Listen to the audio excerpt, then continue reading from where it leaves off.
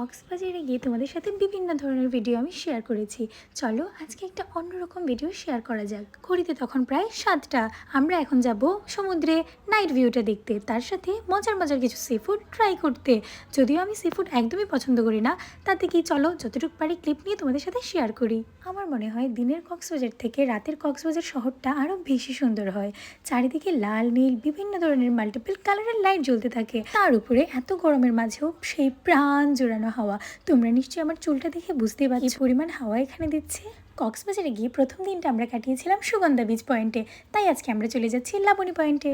আর হ্যাঁ, আরেকটা কথা কিন্তু আমি বলবোই, সুগন্ধা বিচ পয়েন্টের বালিগুলোর চেয়ে লাবণী পয়েন্টের বালিগুলো খুবই সুন্দর ছিল। বালিগুলো পেরিয়ে সমুদ্রের কাছে যেতেই শুরু হলো গর্জন।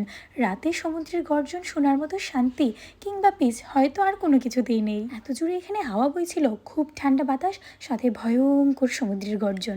এমন শান্তি আর পাবে কোথায় বলো? আমি তোমাদেরকে হয়তো খুব সুন্দর করে সিম্পলি দেখিয়ে দিচ্ছি এবং বলেও দিচ্ছি, কিন্তু তোমরা এখানে না গেলে কখনোই এর ফিলটা পাবে না, শুধুমাত্র আমার ভিডিও কিংবা যে কারোর ভিডিও দেখে। প্রায় 2 ঘন্টা আমরা পানিতে ছিলাম, তারপর চলে এসেছি এদিকে কিছু মাছ দেখার জন্য। এখানটায় অক্টোপাস, গলদা চিংড়ি, কোরাল মাছ আরও অনেক কিছুই ছিল।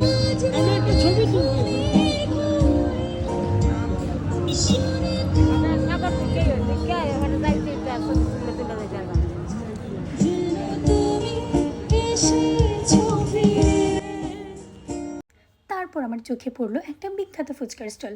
আর এই দোকানের ফুচকাটা না খেলে আমি বুঝতেই পারতাম না যে ফুচকাটা এত টেস্টি হতে পারে। সামনে সমুদ্র, বালির উপরে বসে তুমি তোমার প্রিয় খাবার ফুচকা খাচ্ছ। জাস্ট ইমাজিন করে দেখো তো ফিলিংটা কেমন হয়। মনে মনে ভাবছিলাম, এখানটা যদি আমার বাড়িটা হতো, প্রতিদিন সমুদ্র দেখতে দেখতে ফুচকা খেতাম। চটপটি ফুচকা সব কিছু খাওয়া কমপ্লিট করে আমরা চলে গেছি কক্সবাজারের বিখ্যাত রাজা চাটা ট্রাই করতে। And to be very honest, চাটা জাস্ট অসাধারণ ছিল। নামটা যেমন বিখ্যাত, টেস্টটাও কিন্তু ফাটাফাটি ছিল।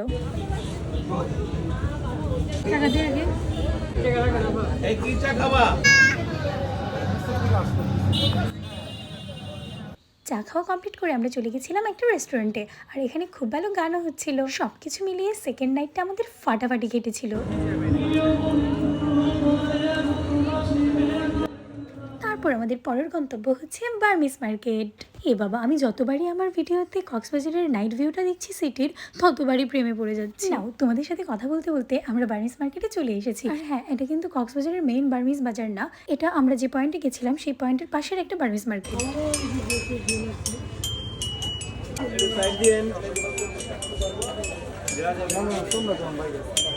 এত সুন্দর সুন্দর জিনিস ছিল, আমরা তো ব্যাগ ভর্তি করে সেদিন শপিং করেছিলাম। আর কী কী কিনেছি সবগুলো তো তোমাদের সাথে শেয়ার করা কোনোভাবেই পসিবল না, তবে একটু একটু দেখে নাও। আমি যতটা স্টলে গিয়েছি সব জায়গা থেকে একটা একটা পছন্দের প্রোডাক্ট কিনে নিয়েছি। সব শান্তির এক শান্তি হচ্ছে কক্সবাজার বার্মিস মার্কেটের আচারের দোকান। 3000 টাকার আচার কিনলেও আমার কাছে মনে হবে খুব অল্পই কিনেছি।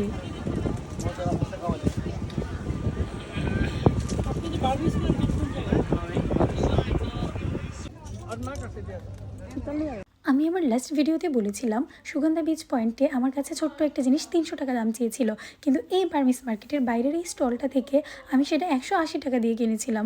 উনি যদিও 200 বলেছিল, কিন্তু দাম কষাকষি করতে করতে 180 টাকা দিয়ে কিনেছি। এত বড় বড় ব্যাগ ভর্তি শপিং করে আমাদের রেস্টুরেন্টে গিয়ে খাওয়া পসিবল ছিল না, তার জন্যই আমরা হোটেলে চলে আসি।